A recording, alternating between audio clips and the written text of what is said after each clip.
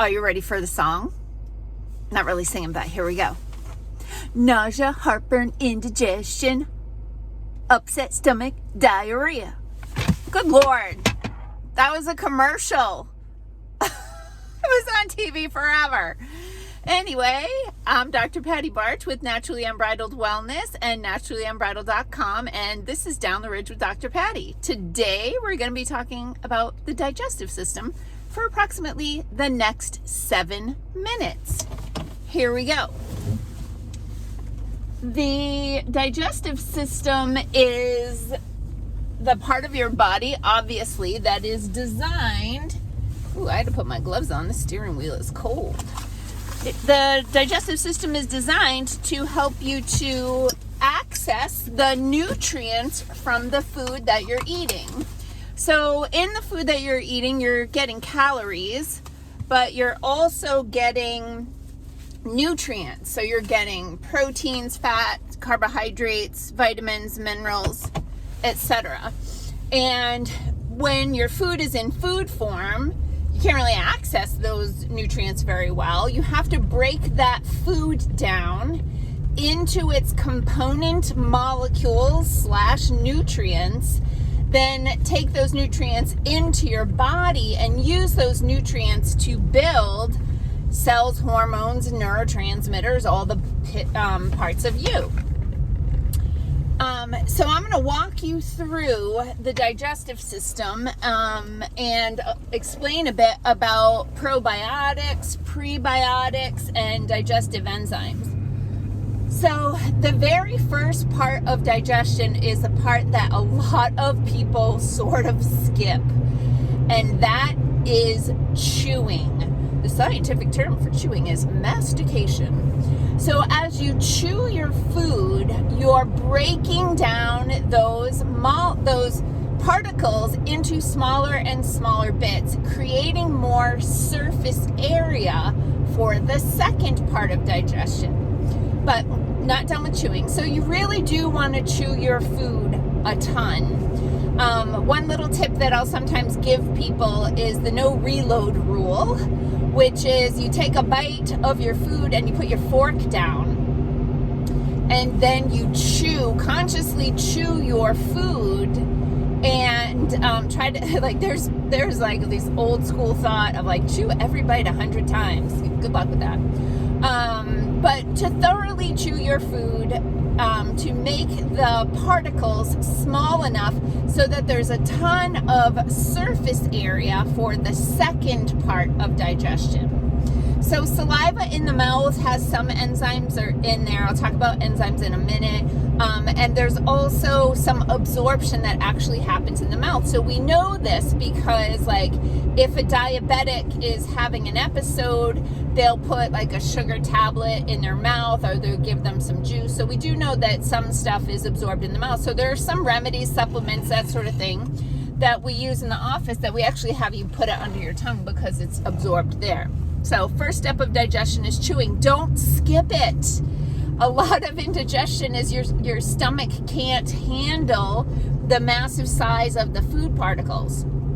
So once that thoroughly chewed food goes into your stomach, the next part of digestion in your stomach is the chemical digestion.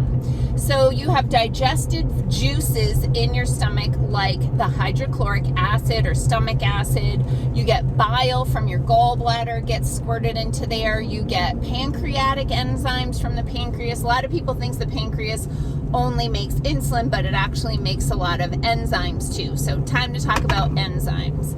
Enzymes are the chemical scissors that chop your food up into component molecules or nutrients. So a lot of people do confuse digestive enzymes with probiotics.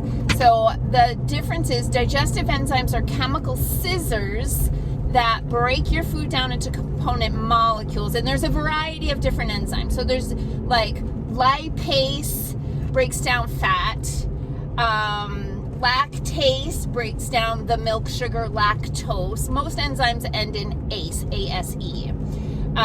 So you can read on the label all the different kinds of enzymes. You can also take stomach acid supplements. So a lot of people, older people, people with low thyroid function, have insufficient stomach acid. So they can take a pill that has hydrochloric acid in there. Don't go drinking hydrochloric acid. These are specifically formulated capsules. And then some people will even take bile salts, which are molecules that will help you to digest fat more if your gallbladder is missing or not functioning appropriately.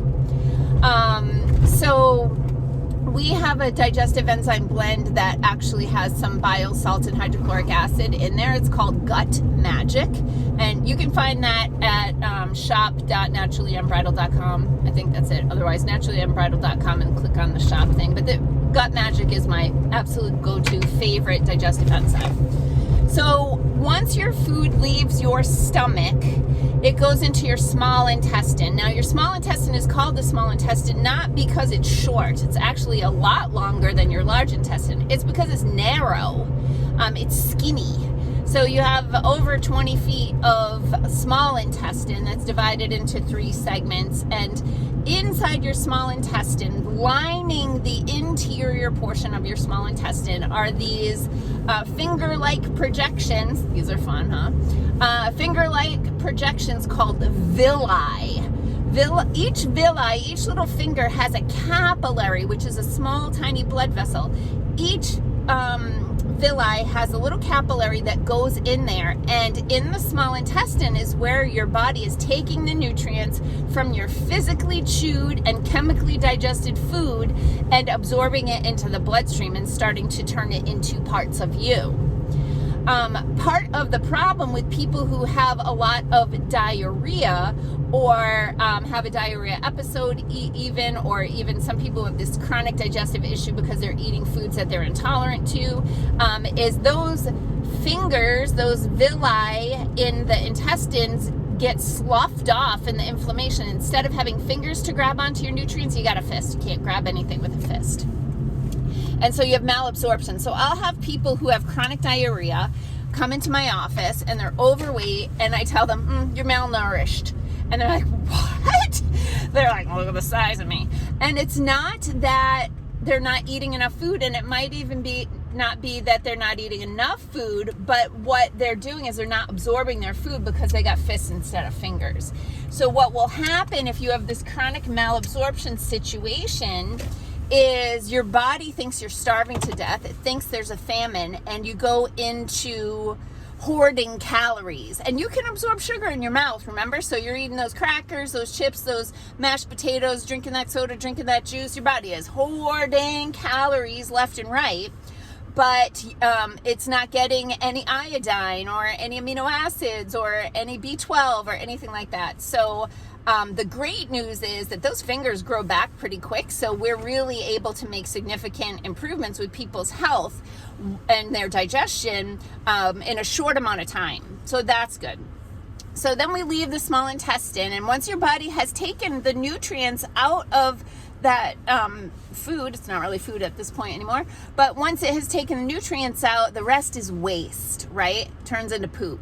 So that's what the large intestine does. So the large intestine's job is to make poop.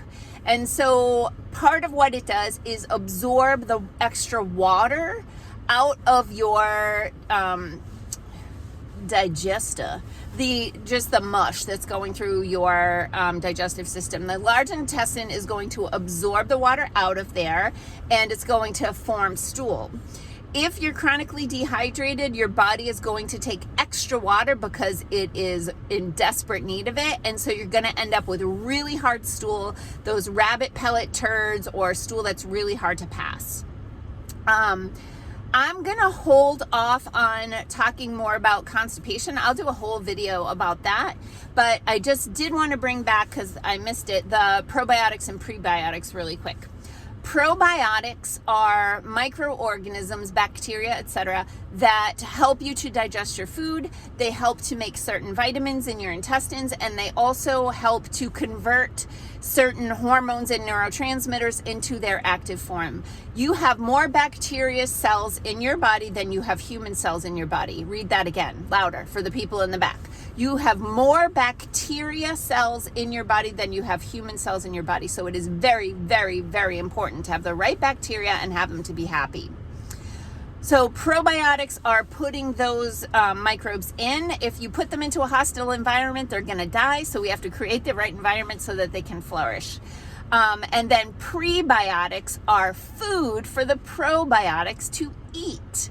So this science lesson has gone on long enough. I'll continue to talk about digestion, absorption, nutrition, that sort of thing.